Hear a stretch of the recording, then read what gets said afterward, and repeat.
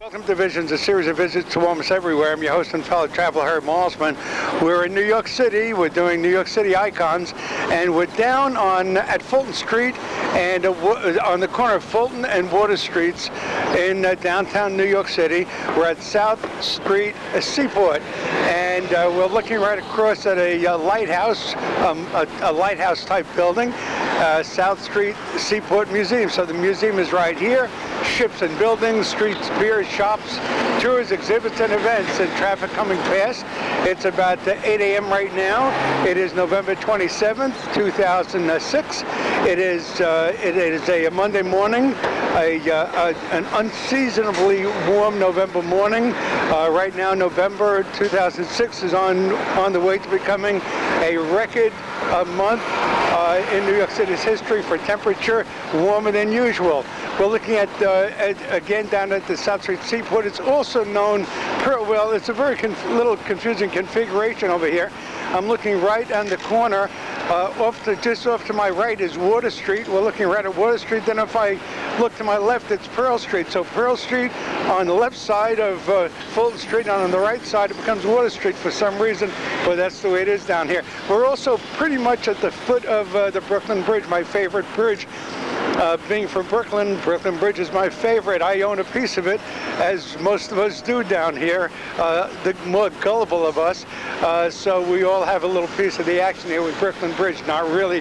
What we're doing down here today, we're going to be heading over to the South Street Seaport exhibition space, and I think that's the name of it. We'll walk across the street to check that out.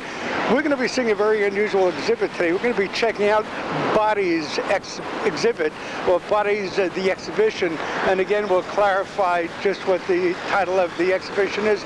It's highly extraordinary. It's been playing here in New York City for quite a while. It's been extended. We're going to be checking out some bodies at rest. That's what we're doing. We're going to be with the Bodies exhibition. We're going to do some time over there, check it out.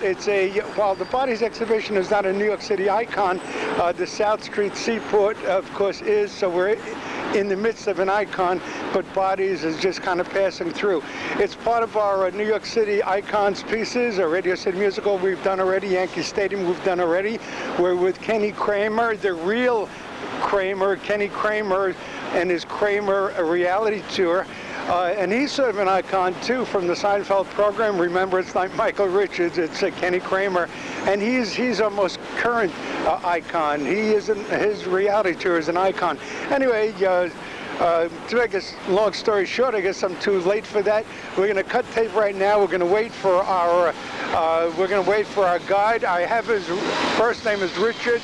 I'm not even going to attempt to pronounce his last name. We'll get that when we meet with him. So let's get ready to cut tape. You're listening to Visions, a series of visits to almost everywhere. I'm your host and fellow traveler, Malsman, and just to remind you that these pieces are going out, these New York City icon pieces are going out. When these are mastered, they can be sent on to the Library of Congress, National Library Service for the Blind and Physically Handicapped. They will take these pieces, master them, keep the masters, and then send copies out to their foreign exchange program. So you'll be hearing these programs not only first, but they'll be exclusive to you folks coming to the libraries in your country. Cut tape and wait to see a very unusual exhibition today. Cut tape. We are now inside the hall, actually just outside the exhibition space. As you can hear, cleaning is happening right now. There are some notations along the walls of it. Let's just read them out. Look into the heart, into the brain, into the intestine, into the lungs, and leave the exhibition with a greater understanding of how your body works. There's another note up here. Again on the wall, think of your skin as an all-weather coat. Its keratin proteins make you waterproof, and its blood vessels, sweat glands, and hair help keep your body temperature in check. The lights have just gone down just a bit. We were with Richard Hinojosa, and I'm pretty sure that's how you pronounce his name. And but we'll check in with him just in case. He went in to adjust the lights, so they brought the lights down to dim. Another quote, this one from Dr. Roy Glover, medical director. Why all this interest in the human body? The answer to this question seems quite clear to me. Your body is the only thing you carry with you from the moment you are born. until your very last breath. We're looking at some sketches along the wall. Another notation over here. What are bones made of? How do muscles work? Gray matter, white matter, what's the difference? Why is blood red? Why do we need saliva? How many breaths do we take per minute? What is a stroke? Why do women have bigger hips? What does the liver do? What is the largest cell in the body? I don't know if we'll get to all those questions, ask some more, but we'll get a few answered anyway. Richard Hinojosa is coming out now. We're going to meet him in just a few minutes. And oh, by the way, the coat, think of your skin as an all-weather coat, is right above the coat check room. So there you go, appropriate to the coat check room. There's a Dasani. Dasani water is good stuff. They have the best water in town right here at the exhibit. Richard Hinojosa, is that correct? Hinojosa. Hinojosa, that's right. Hinojosa. That's right. How are you, Herb? Good, how are you? Richard, give us a kind of the lay of the land over here, what we're looking at before we go in. Well, right now we're looking at our lobby. That is our entrance, and we come out right over here. There's our retail center. We can buy some catalogs and other kind of books on diseases and disorders, on just the human anatomy and the atlas of the human anatomy, things like that. We also, of course, have our coat check. And as you notice, like above everything that we always have some sort of anatomy and physiology related didactic or quote on the walls everywhere you go, even in the restroom. Like if you come to the restroom over here. Okay, we're heading to the restroom now. I've been looking forward to this day with both fascination and freaked outedness. Right. You have the interesting quote that you will eliminate 12,000 gallons of urine over the course of your lifetime and things like that. So everywhere you go, you're going to find some kind of interesting quote about your body. And what will that fill? Well, that will fill a small swimming pool. Define small, I don't know what that means, but... As Richard takes a drink of water. Now, women use the bathroom more often than men for a variety of reasons. Smaller bladders and more fluid consumption, to name two. In June 2005, Mayor Bloomberg signed a potty parity bill to ensure that in all new construction, women will have twice as many bathroom stalls as men. Attaway, Michael. Attaway. All right, Bloomberg. Okay. I was going to ask the maintenance folks to not vacuum in the galleries for now, so we can go in there and it won't. No, sound is good, but it's up to you. Okay. Well, let's get started. You want to hang up your... Actually, we can put your coat in the office if you want to do that for now. Okay, we're going to do that, and then we're just going to take a quick sound check to make sure we're okay, and then we're going to head in. So let's cut tape. I'm just meeting some of the folks I've spoken to on the phone, and Heather's not in. She's a nice lady. She kind of guided me along when I couldn't make it here last Monday. Technical difficulties. Okay, so we're heading in now. Richard Hinojosa. Hinojosa. Hinojosa. It keeps on changing all the time. Okay, we're walking in. I was saying before that I look forward to coming here with fascination and a bit freaked outedness coming here. So these are our audio guides. They provide a little, well, enhanced information above and beyond some of the didactics you'll see on the walls and stuff like these right here. And how does this work? The folks get one of these and they're kind of guided along. Exactly. They pay a little bit extra to get one of these things. And then they go through and you see all these little signs here. They'll just punch in that number and listen to the information. Great. And I just want to read here, the specimens you're about to see are real. They have been preserved using a process called polymer preservation. In this process, all tissue water is replaced with silicone rubber to the deepest cellular level. This creates a preserved human specimen without changing any of its structure, allowing you to experience an amazing connection to your own body, the organism closest to you. With that said, we're about to step into a very unusual space. And I love any kind of sound behind the program. Oh, there it goes. Okay, so Richard, let's begin with you. We always point out, and we point this out right here, that we are Bodies the Exhibition, and we are an exhibition company, premier exhibition. We're a museum quality exhibition company that's based in Atlanta, and we have nothing to do with Mr. Von Hagen's Body Worlds, which is something very similar, uses the same sort of preservation process, but as opposed to his exhibition, our exhibition is solely about human anatomy, and it's solely about public health education. Right. Okay. And then some of the others This exhibition should not be confused with Body Worlds, Body Exploration, The Universe Within, or any other human anatomy exhibition. I kind of think that this is sort of a cut above the rest here. I think so. I think so simply because you know, the mission of this one is strictly public health education. And you know, as we go through the galleries, you'll see what I'm talking about. You'll see a lot of these bodies that have various diseases. You'll see effects of lifestyle choices, the guy who drank too much, the guy who smoked, and things like that. So you'll see it. So what's her, I guess what is the story with this person? We're looking at skeletal. It's skeletal. Yeah, we walk in. Each one of our galleries, well, 7 of our 9 galleries are dedicated to a body system. So you know, we walk into the skeletal system, and then the muscular system, and the nervous system, and so on. Now we're in the skeletal room right now, and this guy, they left a little bit of musculature on him, as you can see, just a little bit, just to kind of create him. But we have his right arm. His right arm. Yeah.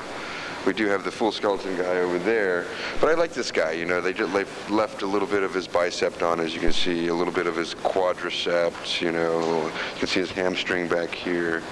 The hammy. Yeah, the hammy. Right. Okay, so then it must be a football giant, New York football giant. He must have been. Something's wrong with him. Okay, so these are not his eyeballs. These are not his eyes. That's right. That's right. In the next 2 galleries, in the nervous system gallery, you'll see the only real eyeballs. Okay. In the entire exhibition. And this this dissection demonstrates the important relationship between the bones of our skeletons and the cartilage and muscle attached to these bones. So that's what this is all about, the Achilles and so on and so forth. So this is, and you see the spine here, and I'm not touching, and the rib cage, of course, and where one hammy or hamstring is attached, the other isn't. The right hammy is, hamstring again, the left is not. Do I have that right? Achilles tendon down here? The Achilles tendon, right? It's sort of like a spur. Yeah. You know, it's sort of like, as if just attached, kind of like a hinge. Sort of like, Oh yeah. Very important tendon, really. Right. Hey, before we go on, let's just get a quick phone number, and then we'll give it later on. I gave tickets and all that, so we'll do a phone number now, and then we'll do it at the end again. Okay. Okay, you ready? My phone number? No, the phone number for bodies. Oh, phone number for bodies? I believe we want to give you a home number too. That's why sure, bodies. Bodies. Anybody out there? I believe it's 1-888-9-BODIES. Okay, we'll check that out as we go. Simple as that, yeah. Okay, so we're moving in now? Yeah. And if you want to move ahead of the vacuum cleaner, we can kind of skip the rest of this gallery or read a couple of things. This is probably one of the more interesting things that you'll see, is the tiny little skull of a fetus. You'll also see, now where is it? Other than this one, smallest bones in the body. We're looking into a glass case, the fetal skull, internal surface of the base of the skull, external surface of the base of the skull, various ages, and one mandible, blood supply, and nerves. That's in a fluid sort of thing, I guess. Is that a jawbone? Yeah, that's your jawbone. They show now in the circulatory gallery. You'll see a lot better examples of exactly what. And it's not attached to anything, by the way. So now this is a real interesting specimen. You got your tiniest bones in the body right there, and these are the ones that are in your inner ear. Here, the auditory ossicles, O-S-S-I-C-L-E-S, tiny bones, and audible again. What is that? Auditory ossicles. Ossicles, yeah. Okay. All right. Okay, so we're moving along. We see a skeleton hanging up at the skull. Nice little example. Now, right below her chin, we have this hyoid bone. Interesting that a hyoid bone is the only bone that's not connected to anything. So you have something that's kind of floating out there. Other than the kneecap, which the kneecap is sort of, attached a little bit, but this is the only one that is a true floating bone. What's the only muscle attached only on one end in your body? I don't know. The tongue. Oh, I guess that makes sense. I didn't even think about it. It was a trick question. There you go. I was like, that's almost all I know. Okay. Now, in these cases, you'll see more examples, of course, of the skeletal system. You know what I mean? You'll see a little bit of the ball socket joints there, and these again are in glass cases. Yeah, and I think this is a really fantastic. I mean, look at the tailbone this guy had on there. It's a really long tailbone. The tailbone, you mean right there? Okay. Yes, right there, the coccyx. The coccyx, right. Yes. Right. Remnants of our tail, which actually this guy had a pretty long one. We had tails at one time, and there it is. There's your Sorry about that, but there's your proof of evolution. Sorry. I mean, we still get a lot of debate about that. I mean, we have some comic books at the end, and of course, some people are,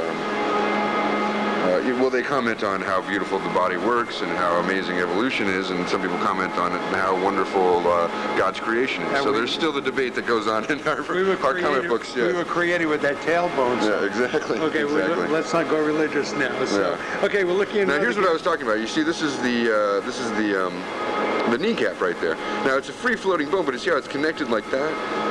Unlike the hyoid. See how it's connected? This is your kneecap right in there. You mean the cartilage right there? Okay. This piece of cartilage and the muscle that goes over it like that. Right. And knee joint with sagittal cut? Sagittal cut? Yeah, sagittal cut. As you can see, this is talking about this cut like a, they'll have either like the cross section, or they'll have this kind of sagittal cut like this, where they kind of cut down the length of the leg like this. So you're looking inside the bone. Yeah, sure. They're actually looking inside the femur. Knee joint cartilage, and do you get a kick out of this? Do you enjoy coming here? Oh, sure. Yeah. It's one of those things where it's very educational and something that I've learned a lot over the past year. I mean, we've actually been open a year as of the 19th this past month. So. Plenty of clothing downstairs in the Gap. Yeah. You can dress these guys and all that. And then you have the body shop across the street, so perfect placement. And the body never lies. Well, occasionally a body lies, but certainly none of these. Certainly none of these. They'll lie from their mouths, but not when you look at them. And I think that's what the reason why I think this company chose that logo, and I think it's a fantastic little phrase to use, "the body never lies," is because when you're looking, like when you think about when you were in high school and what kind of models you looked at of the human anatomy, and they're of course a plastic model. You have the little guy with a torso, you can remove his organs, and they're plastic organs. It was real interesting. Now in something like this. It's all real, so everything is unique, because we're all unique. I am a little bit different from you, and I'm the same as you. So, so we look at each other. If I were to look at your anatomy and my anatomy, there's going to be things that are unique about me and things that are unique about you. So, when you come here, you can look at somebody's liver and see why it's different from somebody else and see how it's the same, instead of as opposed to looking at a plastic model that's always going to be exactly the same. Well, we're about the same height, the same hair, almost, yeah, although you're in better shape than I am. Oh, okay, there you go. The tongue is made of... Oh, so then it's not exactly true what I said. The tongue is made of 16 individual muscles. So the real question would be, what 16 individual muscles are only connected on one end? The muscles of the heart create enough pressure to squirt blood 30 feet. Oh, I like that one. We've seen that. Yeah, we'll try that. Yeah, we're going to try that later on. If all the muscles in your body work together, you could lift more than 10 tons. Oddly, I see a commercial all the time that we have more bones as a baby than we have as an adult. That's right. I think they have that didactic over here. 300 bones as a baby, 206 as adults. As an adult, and that's because they fuse together. Of course, they grow together. So that's how that. So babies just like the bones in your skull. I mean, when you're a baby, you have the soft spot, and their bones eventually fuse together. Same thing with many of the other bones.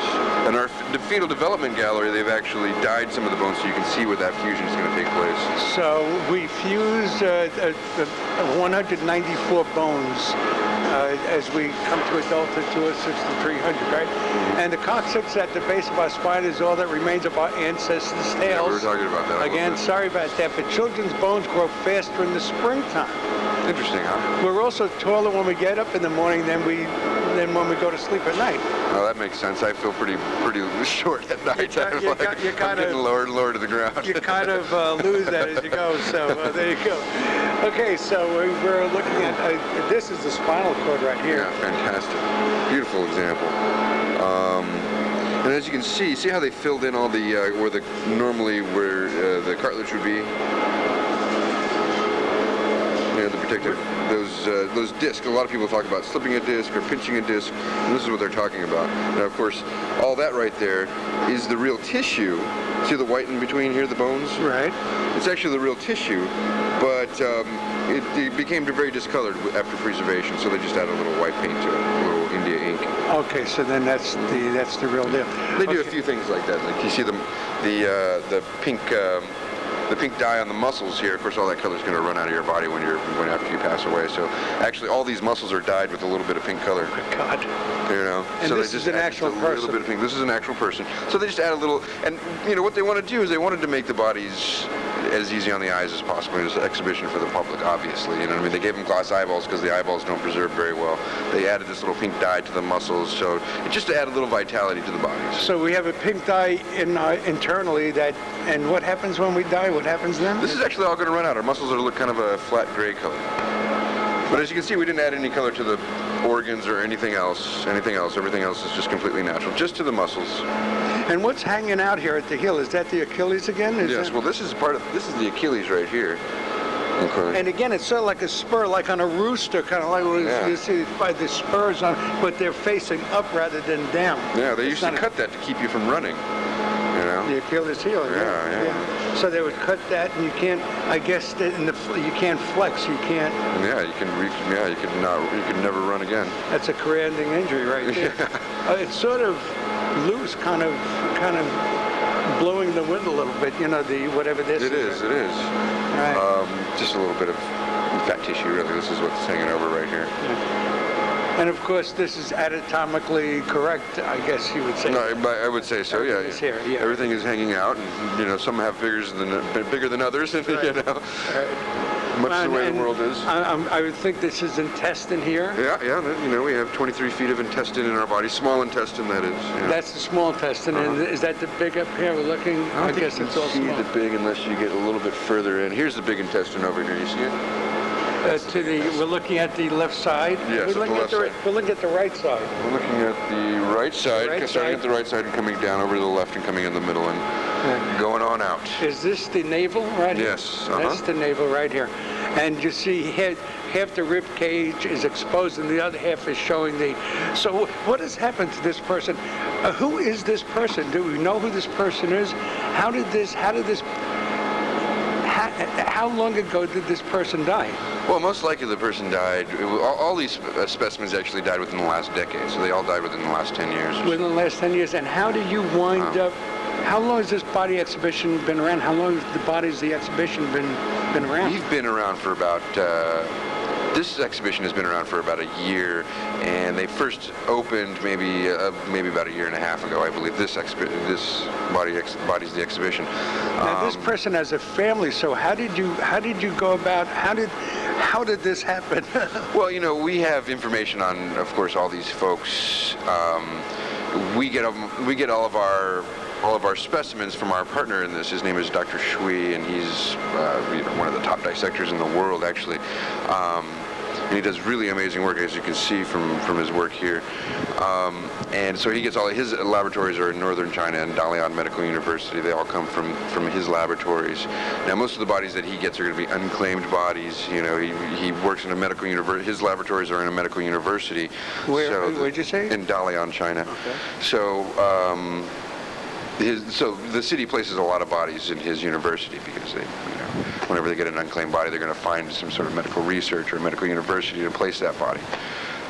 So this person wasn't claimed. Yeah. Is he of Asian? Is he Asian? Yes, they're going to be Asian.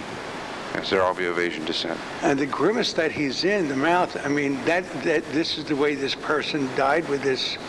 No, a lot of the faces that they're making were formed that way. Now, some of them were not. That was just their face. I would imagine. I'm not sure exactly if all the faces were formed to make an expression or not.